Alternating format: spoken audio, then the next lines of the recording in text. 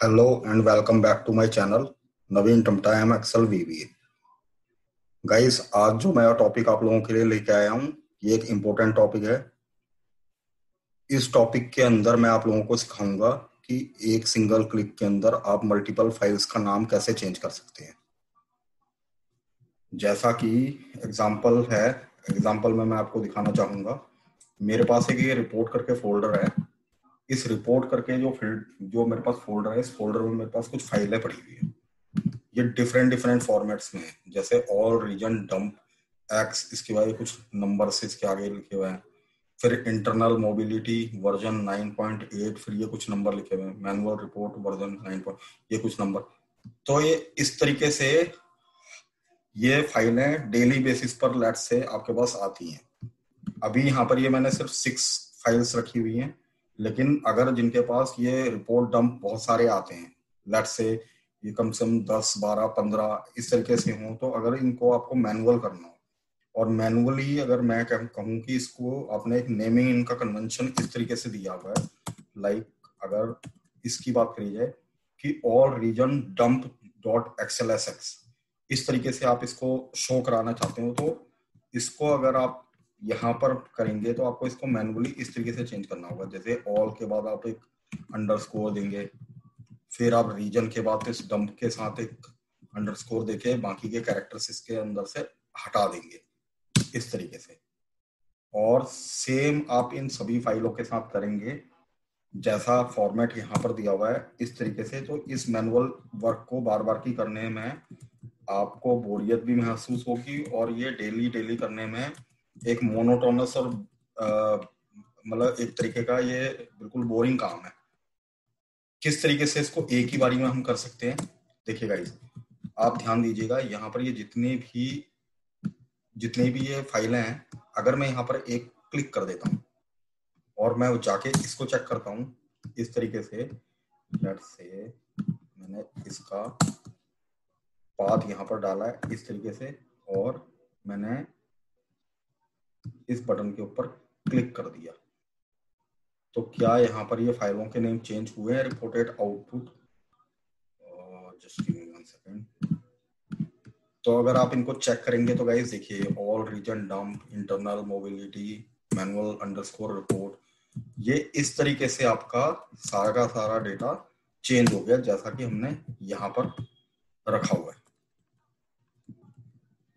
कहने का सीधा सा मीन ये है कि आपके पास अगर एक रिपोर्ट डंप, जैसे कि बहुत सारी रॉ रिपोर्ट्स आती हैं, उनका नेमिंग कन्वेंशन आप एक एक्सेल की फाइल में कहीं पर ही उसको एक यूनिक नाम दे देंगे, और एक बटन की सहायता से, मतलब इसके अंदर एक मैक्रो रन होता है, कैसे ये चेंज होगा सो दैट कि आपकी मैनुअल इंटरवेंशन कम हो जाए। तो आइए देखते हैं कि इसको किस तरीके से करेंगे। यही चीज के लिए मैंने एक लाइव करके ये शीट बनाई हुई है यहाँ पर, और इसके ऊपर मैं कोड लिखूंगा। तो कोड लिखने के लिए गाइस, सबसे पहले मैं यहाँ से ये कमांड बटन ले लेता हूँ। कमांड बटन यहाँ पर लेके इसका नाम चेंज कर देता हूँ, rename files. Okay, and then जिस भी फोल्डर के अंदर जाके मुझे अपनी रिपोर्टों को चेंज करना है, जैसे अभी तो यहाँ पर ये जितनी भी रिपोर्ट्स हैं इन सबका नाम चेंज हो गया, तो मैं इन सारी रिपोर्ट्स को उड़ा देता हूँ। और एक मैंने दूसरा फोल्डर रखा हुआ है ओरिजिनल करके।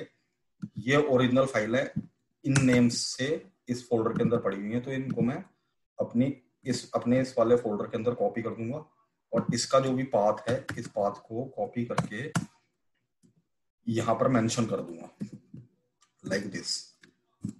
अब हम अपना कोड लिखना स्टार्ट करते हैं। तो कोड लिखने के लिए गाइस, इसमें एक चीज थोड़ी सी ध्यान देने लायक है, क्योंकि मैं इसके अंदर फाइल सिस्टम ऑब्जेक्ट एफएसओ का यूज करने जा रहा हूँ। एफएसओ क्या होता है? ये फोल्डर एंड फाइल्स से रिलेटेड एक प्रॉपर्टी होती है वीबीए के अंदर। इसके थ्रू हम किसी भी फोल्डर के अंदर जितनी भी फाइल्स हैं उनको एक्सेस कर सकते हैं। तो वही फंक्शनैलिटी मैं यहाँ यूज करने जा रहा हूँ। और उसके लिए सबसे इंपॉर्टेंट है कि आप इस टूल्स के अंदर आके, रेफरेंसेस के अंदर आके चेक कीजिए कि माइक्रोसॉफ्ट स्क्रिप्टिंग रन टाइम टिक है या नहीं है। क्योंकि मैंने इसके अंदर ऑलरेडी टिक किया हुआ है, तो इसलिए नजर आ रहा है। वैसे बाय डिफॉल्ट टिक नहीं होता गाइस, तो इनको इसको टिक करने के लिए आपको सबसे नीचे इस तरीके से माइक्रोसॉफ्ट सेक्शन के अंदर आना होगा, जहां पर ये सारी माइक्रोसॉफ्ट की फाइल होंगी और ये अल्फाबेटिकल ऑर्डर में ही होते हैं। तो आपको यहाँ पर एम के बाद एस पे आना होगा, लाइक दिस। और जहां भी एम के बाद ये एस जहां पर स्टार्ट होता है तो वहां पर आपको स्क्रिप्टिंग रन टाइम भी मिल जाएगा। तो आप इसके ऊपर क्लिक कर दीजिएगा before writing code on your module और इन योर कमांड बटन।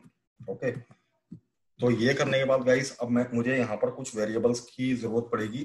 तो वेरिएबल्स क्या है, मैंने बोला dim FSO as file system object,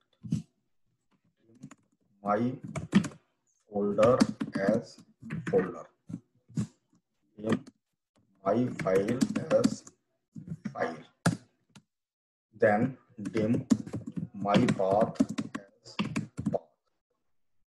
as string। String का मतलब ये है कि ये जो टेक्स्ट में जितनी भी वैल्यूज होती हैं ये स्ट्रिंग होती हैं। तो मैंने ये वेरिएबल्स गाइस डिफाइन कर लिए हैं। अब सबसे पहले हम अपने इस पाथ को डिफाइन करते हैं कि ये पाथ क्या है। तो मैंने बोला माई पाथ इक्वल्स टू जो भी मेरी शीट का नाम है, शीट का नाम लाइव है, तो मैं बोलना चाहता हूँ शीट्स लाइव वाली जो शीट की सेल्स, यानी कि ए मेरा 1 है और बी मेरा सेकंड है, यानी कि रो 1 कॉलम सेकंड। तो मैं लिखूंगा रो 1 कॉलम सेकंड की जो भी वैल्यू है वो मेरा पाथ है, और वो पाथ ऑलरेडी हमने यहाँ पर मेंशन कर दिया। इसके बाद मैंने बोला set FSO dot gate folder my path, यानी कि इस कोड के थ्रू आप क्या करा सकते हैं,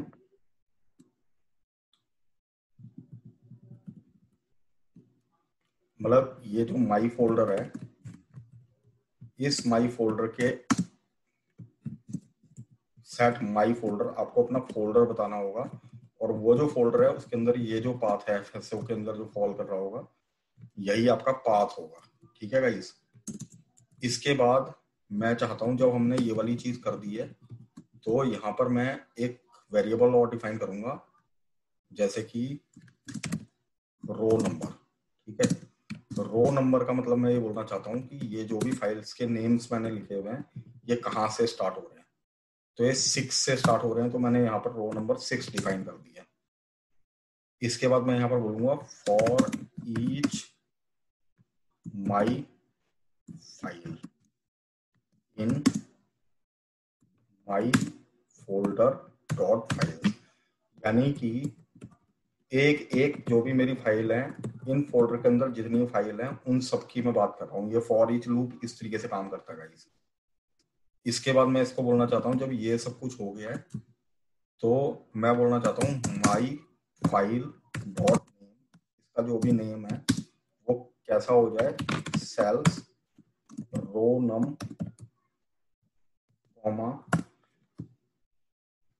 यानी कि ए मेरा, या अगर अपना ये वाला डेटा देखूं तो ये मेरा सी कॉलम से स्टार्ट हो रहा है। तो ए मेरा 1 है, बी मेरा सेकंड है और सी मेरा थर्ड है। तो मैं बोलता हूँ रो नम, जिसके ऊपर हम ऑलरेडी 6 की वैल्यू असाइन कर चुके हैं, और कॉलम थर्ड हो जाएगा। इसकी जो भी वैल्यू है वो मेरी फाइल का नाम हो जाएगा गाइस। इसके बाद मैं इसको बोलना चाहता हूँ row num equals to row num plus 1, ताकि ये एक एक इसके अंदर आगे ऐड होता चला जाए। और लास्टली ये जो फॉर ईच का जो लूप होता है नेक्स्ट के साथ बंद होता है, तो मैं इसको बोलना चाहता हूँ नेक्स्ट माई फाइल, और एक मैसेज बॉक्स लगा देते हैं इसके अंदर, MSG बॉक्स, फाइल्स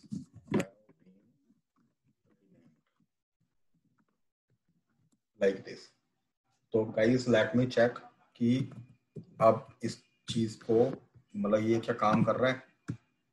तो अगर मैं इसको एक एक करके चेक करना चाहूँ तो मैं क्या करूंगा, मैं सबसे पहले अपना ये फोल्डर ओपन कर लेता हूँ और अपना जो कोड है इस कोड को भी ओपन कर लेता हूँ इस तरीके से, और एक एक करके इसको इस फोल्डर के साथ देखते हैं कि क्या मेरा ये जो रिपोर्ट वाला जो फोल्डर मतलब कि फोल्डर है और उसके अंदर जो फाइलें पड़ी हैं, ये क्या इनको एक एक करके क्या चेंज कर रहा है? तो देखिए गाइस, मैं F8 की के थ्रू एक एक करके देखना चाहता हूँ।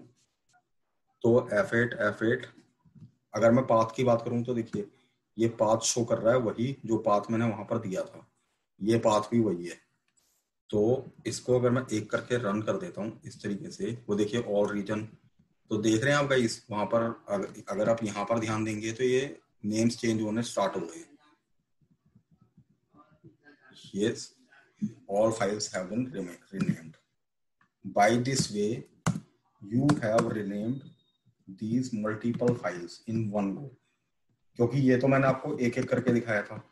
अगर मैं इन सारी रिपोर्ट्स को एक बारी में डिलीट करके और जो ओरिजिनल वाला जो मेरा फोल्डर है यहाँ से इन फाइल्स को दोबारा से कॉपी करके जो कि अपनी ओरिजिनल स्टेट में यहाँ रख देता हूँ और एक सिंगल क्लिक करना चाहता हूँ लाइक दिस, तो देखिए क्या कहता है, all files have been renamed. Okay, और अगर मैं अपने फोल्डर के अंदर जाके चेक करूंगा तो ये फाइलें देखिए गाइस सारी की सारी रीनेम हो गई हैं।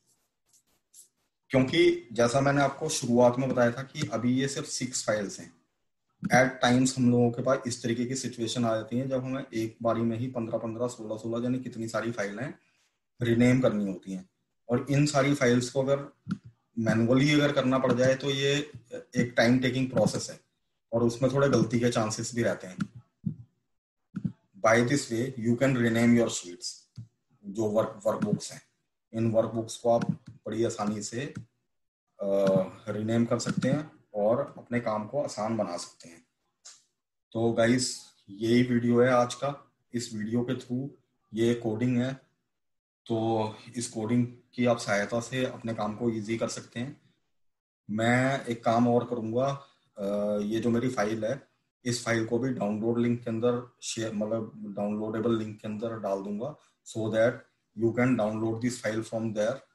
और इसके अकॉर्डिंग आप अपने इसी कोड को यूज करके थोड़ी सी अमेंडमेंट करके आप अपने काम को इजी बनाइए। तो गाइज अगर आपको ये वीडियो अच्छा लगा हो तो प्लीज इसको लाइक, सब्सक्राइब एंड शेयर जरूर कर दीजिएगा। अभी के लिए इस वीडियो को वॉच करने के लिए मैं आप सभी का धन्यवाद करना चाहता हूँ। Thank you very much guys, bye bye and take care.